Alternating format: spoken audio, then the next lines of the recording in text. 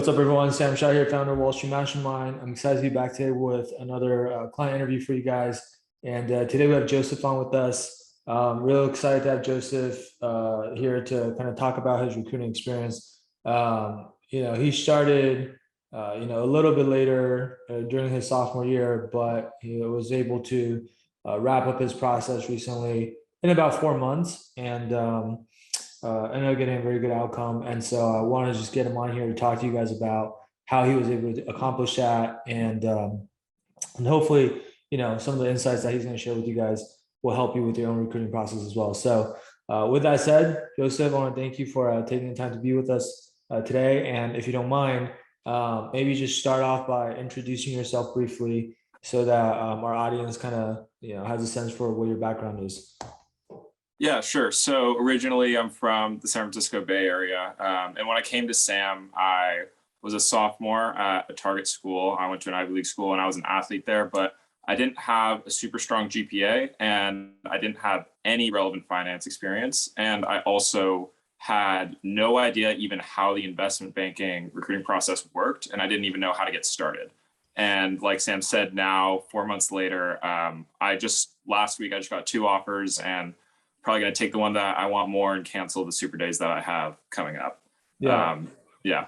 Okay, cool. Can we tell people like what offers you got? Yeah, sure. Like the banks specifically. Yeah. So last week I got an offer from KeyBank and Barclays. Okay. That was the SF office for KeyBank and the New York office for Barclays. Okay. And which one are you keeping, I guess? The New York office for Barclays. Okay. Yeah, I know we had discussed this a little bit, and I wasn't sure which one you were going to take. I know which one I was wanting you to take, but obviously that's ultimately it is your decision. So I mean, we can talk a little bit more about that later too. But so let's dive into kind of, first of all, great offers, right? Like, so huge congrats on that. Thank you.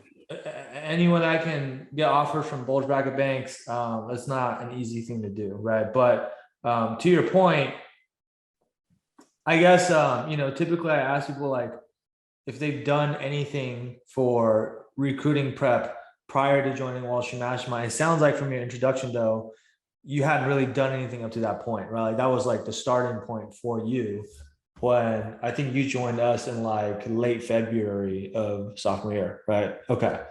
So, I mean, I don't know, a lot of our audience may or may not know this, but typically nowadays, by late February of sophomore year, like a lot of the banks are like have already been recruiting for a while, right? Like back when you joined, I think like a lot of the elite boutiques and bulge bracket banks already had applications open.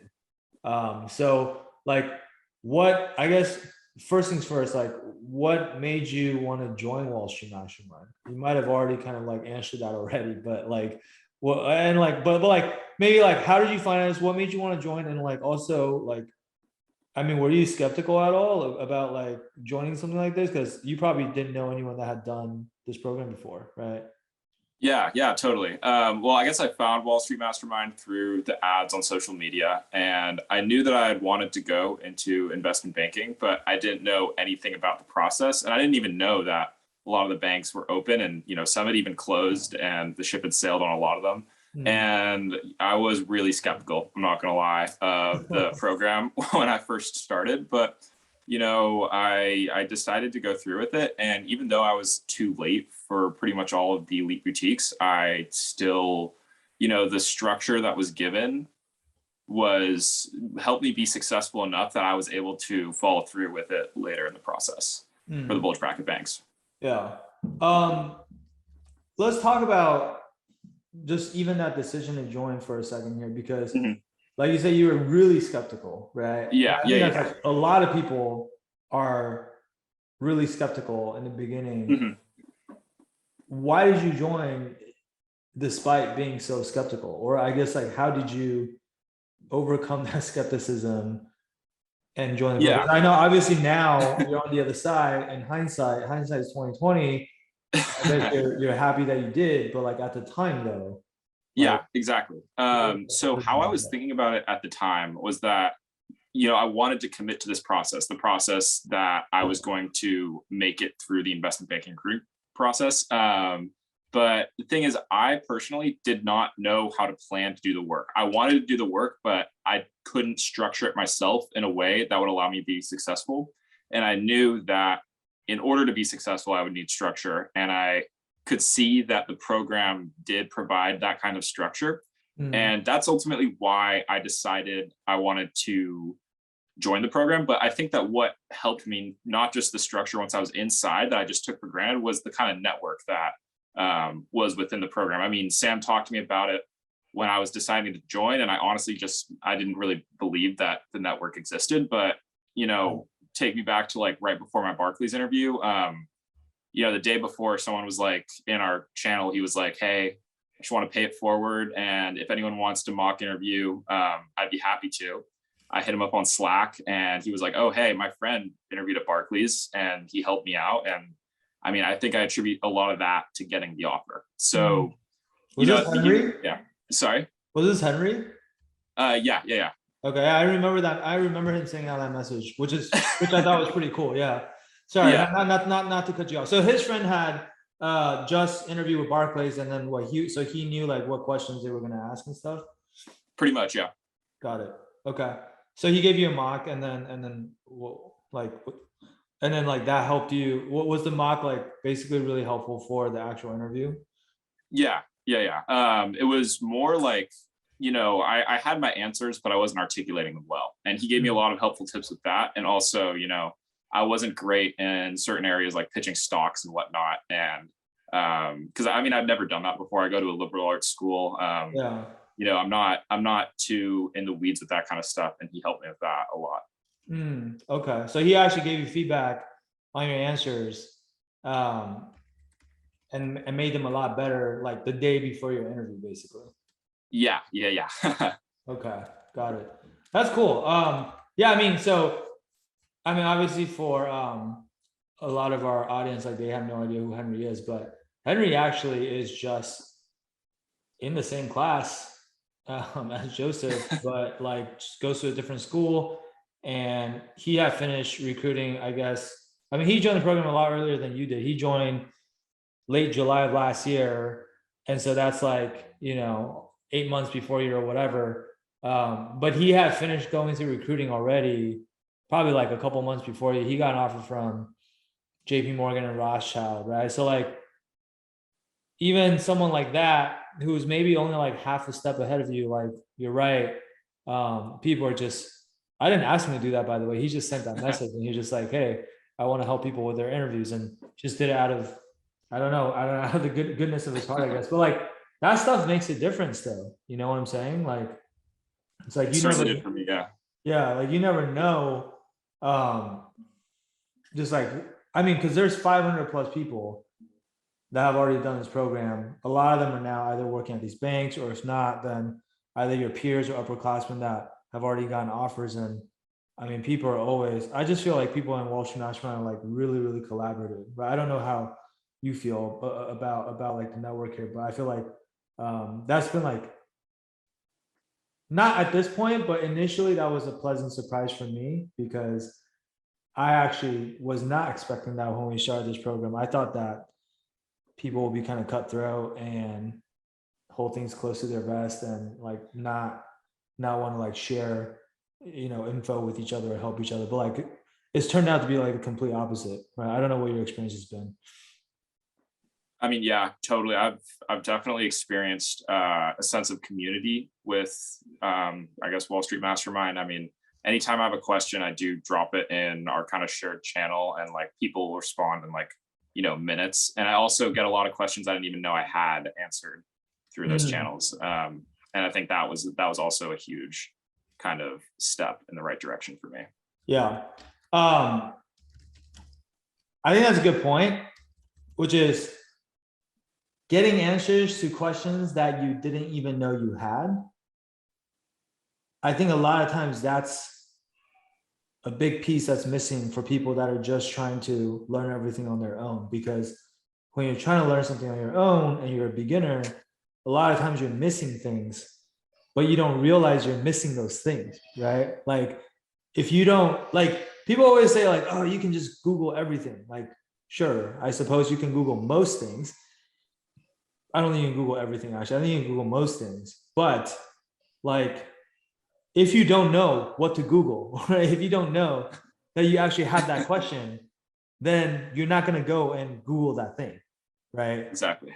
And so like that's where, like, if you have a community where there's a lot of your peers that are going through the same process as you, you're not the only person that's asking questions, but you can also see the questions that everyone else is asking. A lot of times you're learning from the questions that other people are asking, even more so than the questions that you're asking yourself, right? And so like that'll actually help you cover up a lot of your blind spots that you might have missed otherwise, right? And I think that's a pretty powerful thing.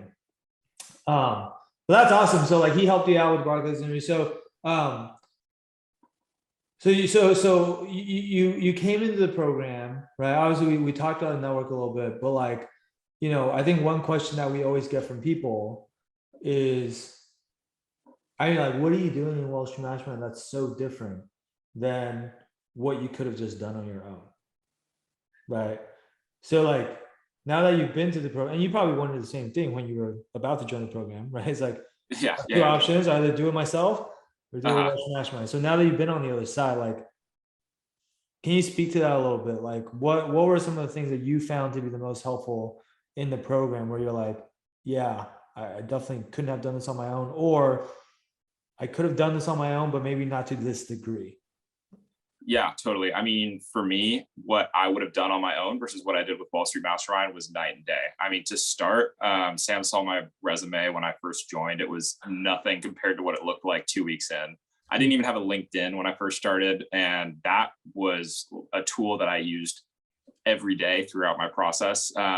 Mm. Also, within the relevant finance experience realm, Sam helped me get this internship with a private equity firm in Australia, which was crucial for my kind of being able to speak to finance experience. Mm. And, also I just did not know how to network effectively with bankers. That was honestly like, I don't think that I would have been able to figure out any of this on my own without the structure that Sam had laid out. And also he talks about how he lays it out chronologically and kind of the most important way to be effective with your process. And I think that was something I took for granted starting, because I was kind of just trying to do it all at once when I was working on my own. But you really need to have a solid resume, a solid LinkedIn before you can network, and obviously you need to network before you can have interviews. And then there's the whole interview prep, which is another entity of its own. Right. And I don't think I would have been successful with that either. I mean, technicals, trying to learn those on my own, that would have taken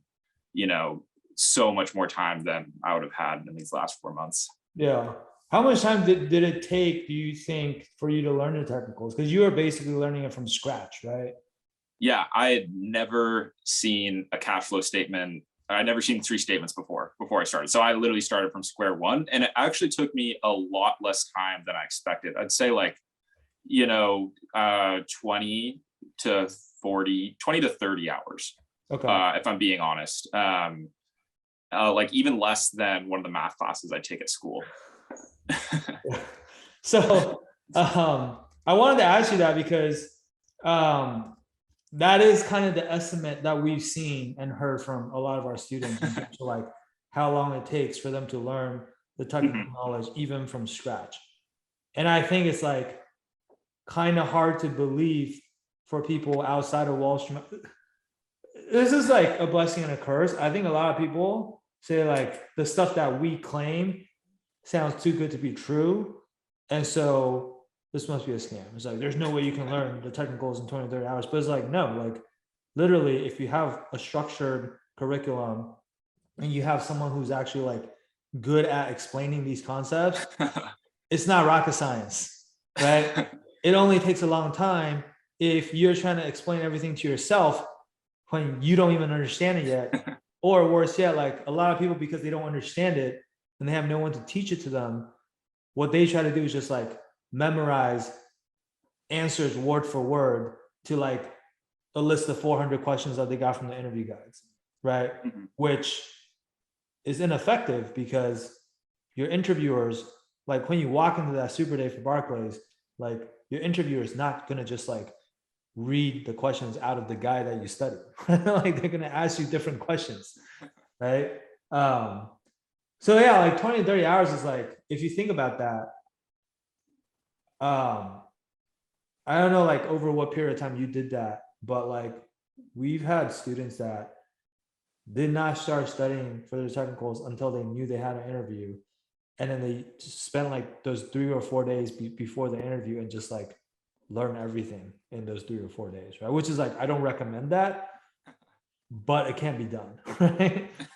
um, okay, but regardless, so I mean, you mentioned a couple things like revamping a resume, that's one, but also like the bigger thing was like you not having any relevant finance experience coming in and like getting that in a very short amount of time, right? So that you can have that on your resume. Because I remember like all the applications have been open for a while.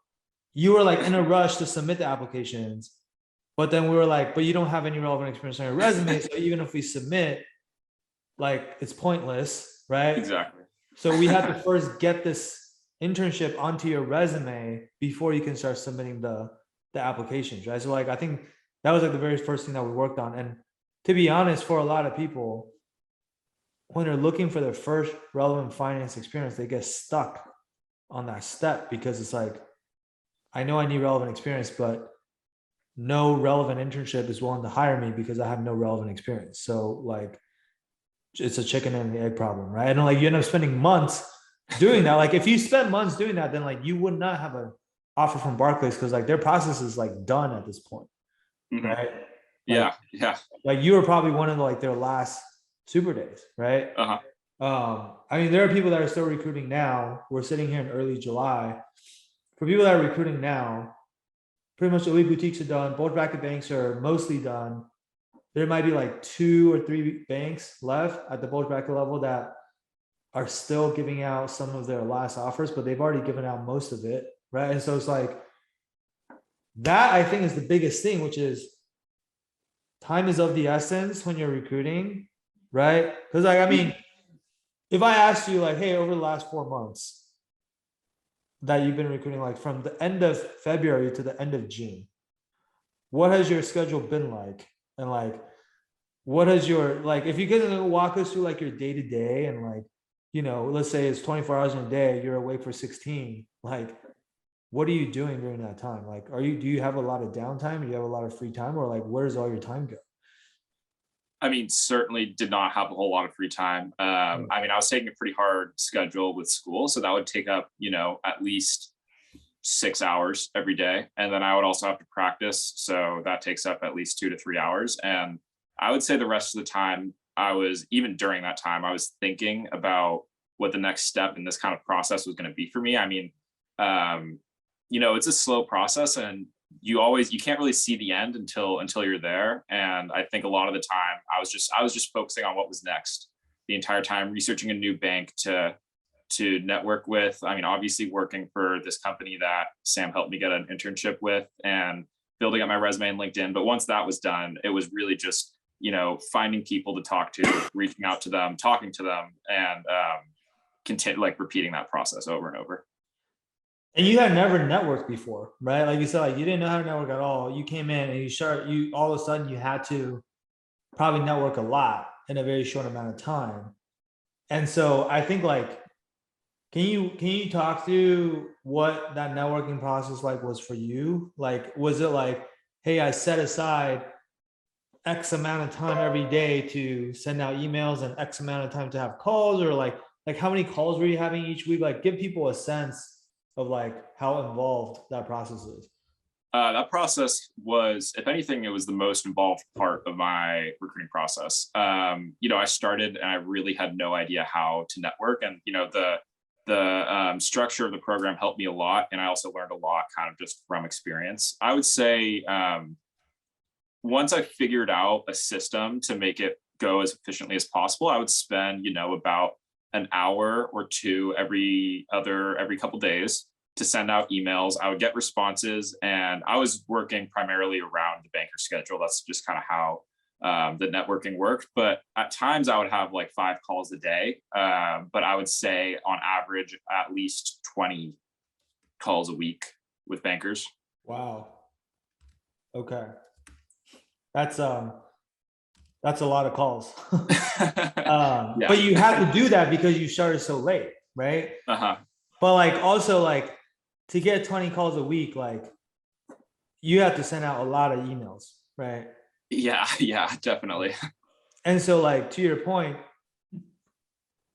it's funny you say that because a lot of times, that very first call that we had when you were like considering joining the program, a lot of time we talk to students on those calls and we'll ask them about their networking at first. And some students, they just don't have like the right sense of like the scale with which you need to network at. And so it's like, hey, have you done any networking? Like, yeah, I've networked a lot. And it was like, oh, cool. Like, how many bankers have you spoken to? And they're like, I've spoken to 20 bankers. And they're like really proud of it, right? Because like that's a lot. But you did that in like a week. But like to be honest, 20 is not a lot, right? Like to get to the number of referrals that you need to get these interviews, you're gonna have to talk to a lot of bankers, and a lot of them might like give you some advice, but more often than not, they won't end up referring you, right? Exactly. Yeah. But like all these interviews that you did get, well, actually, so obviously you got Barclays, KeyBank. Like, how many other firms did you interview with aside from those two? Yeah. So actually, at the very beginning of my process, I interviewed with William Blair, and this was before I did any interview prep, and I kind of just got, flamed in the interview. It didn't go well because I hadn't done any prep, and I was like, shoot, I need to work. And that kind of, gave me a kick in the ass to help me really improve. And then I interviewed with KeyBank, Barclays, and then DC Advisory, and Wells. And I believe that was where I was at as of late June. Got it. Okay. And so DC Advisory and Wells, are those like, you said there are a few super days that you're going to turn down. Are those like the ones you're talking about? Yeah. Yeah. Got it. Okay.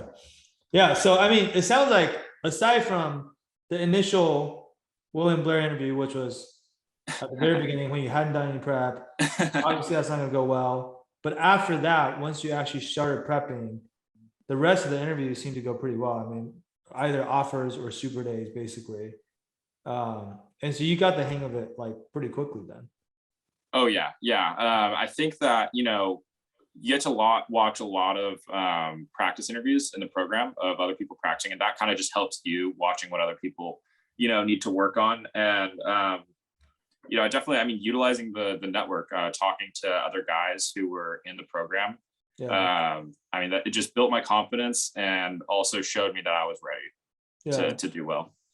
Yeah, you're talking about like the mock interview hot seats where you can like watch us give other people mock interviews and give them feedback and talk about that a little bit actually, because I think that's like also a pretty unique thing that most candidates are not doing, right? Like most candidates when they prep for recruiting, like they know what they want to say for their interview questions, but they don't really know, especially on the behavioral side, they don't really know how their answers compare against other people's answers, right? Yeah, yeah. And so like, talk about like the mock interview hot season, like how did that benefit you, I guess? Or like, what's the big deal if you get to actually like see other people's mock interviews or not? Yeah, totally. Well, for me personally, I saw a mock interview right when I started and I was like, oh my gosh, this is great. I need to work on what my answers are going to be. Yeah. But I think what was really helpful with what you were talking about how, in a behavioral setting, you don't know if you got the right answer or you don't know how good your answer is. I think that kind of being able to listen to what other people were kind of saying and hearing the feedback from Sam or, other kind of older Wall Street mastermind members about what you should and shouldn't say to come across as best, and also having a structure for how you would answer each question really kind of put me in the best possible position to, give a concise but also very meaningful answer to interviewers. Yeah. Yeah. I think also like a lot of times, because we see this all the time where if you ask someone how confident they are in their behavioral answers, most people will say, I'm pretty confident, right? That's just like the nature of behavioral answers, because course you're confident. If you're not, it wouldn't be your answer, right? You're the one that came up with it in the first place. But then a lot of times what people tell us is like, once they watch someone else's mock interview, and then like if the other person's answer is like way better than theirs, all of a sudden they're like, oh, that's a wake up call. It's like, oh shoot, actually like my answer is not as good as I thought. Because now there's another level. But like you can't like visualize what that better answer sounds like until you actually Exactly. see it, right? And then like having that self-awareness is like half the battle, because now that you know, okay, there's another level that I can get to, then you can go and work on that. Or it's like, oh, I really liked this example that this person used. I have a similar example and I'm going to like now incorporate that into my answer. And so like that's the kind of stuff that I'm not saying, you know, people can't be successful if they just prep on their own, but I am saying like the degree of difficulty is much higher, because there are just these things that when you're doing on your own, you're not getting that kind of benefit, right? So I guess now that you're on the other side and you have your offers, you know, I always like to ask people that are done with the process, you know, like what's one piece of advice that you want to pass on to kind of our other people that are maybe just starting out or currently going through the process? I mean, it can be anything, but usually I say like, you know, was there maybe a piece of advice that someone told you at some point along the way that just you felt like made a big difference for you?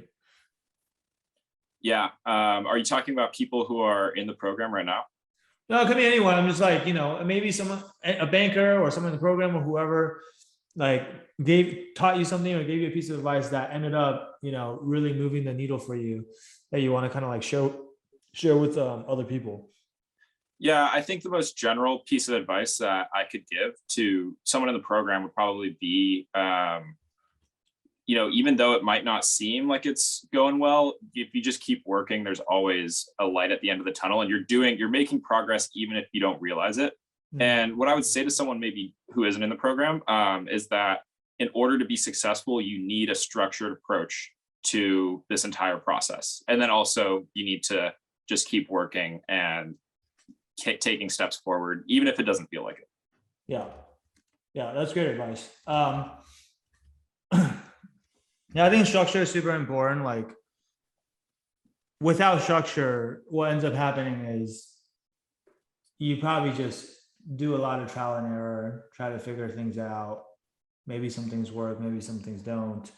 The things that don't work, you have to kind of go back and try something else, or you're like doing a lot of experimentation basically. And not saying that can't work, but it for sure takes a much longer, they'll take a lot more time, which means, you know, you're just, I mean, again, with recruiting, like the longer it takes you to get the offer, typically the less good options you're going to have, right? Like elite Exactly. done, then bulge bracket banks finish next, and middle market.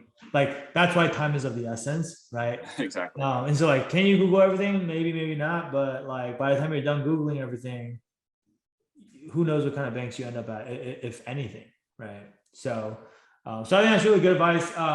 But look, guys, I think hopefully like this has been helpful for you guys. If you are like in a similar situation where maybe you realize you want to do banking like relatively later, maybe you know haven't done anything up to this point, but you know that like recruiting is already well underway and you don't have a lot of time. Maybe you're just like already really busy as a student. Like you have a rigorous academic workload. You might be a student athlete, or you might be involved in like some extracurricular activities that just take up a lot of your time. And you know that having a structure will allow you to be a lot more efficient, and that's what you're looking for. Then I want to encourage you guys to reach out to us and see if we can help you. Right? We can do our best to like provide you with the same structure that Joseph had. And actually, like before you even talk to our team, like what we're doing now is you can actually reach out and schedule just like a free virtual coffee chat with an upperclassman that has already gone through the process successfully, that has already got an offer, And you can just have a quick chat with them. You can ask them whatever you want. You can ask them about the recruiting process, how they got their offers, whatever you want to know, right? You can ask them about their experience in the program if you want. But after that conversation, if you still want to work with us or are interested in potentially working with us, then they can set you up for a call with our team, right? But if like after you talk to them, you feel like this is not for you, then like, hey, no harm, no foul. You got a free networking call out of it. And like the reason why we have everyone talk to one of these alums first is like, one, it's just like a way for us to give value back to everyone, regardless of whether they work with us or not. But two, to be honest, like the selfish reason is our team's calendar is very busy and we don't have time to talk to everybody, right? And so like we only want to talk to the people that are like seriously interested. And so if you want to do that, you can go to www.wallstreetmastermind.com/apply. The street is abbreviated to ST, so it's wallstmastermind.com/apply. And we look forward to talking to you and helping you out. All right. So with that said, Joseph, I want to thank you for taking the time to talk to us today and to just talk about your experience, share your insights on how you were able to get such an amazing outcome in such a short amount of time. And I think this will also give a lot of people some hope, I want to say, in terms of like what's possible, even if they're feeling like they're a little bit behind right now. Yeah, man, I can't wait to see what you accomplish during your summer internship next summer and even beyond that for full time. So congrats again. And if there's anything else that we can ever help you with, don't be a stranger. You know how to find us. Yeah, thank you so much for all of your help. I definitely couldn't have done it without you.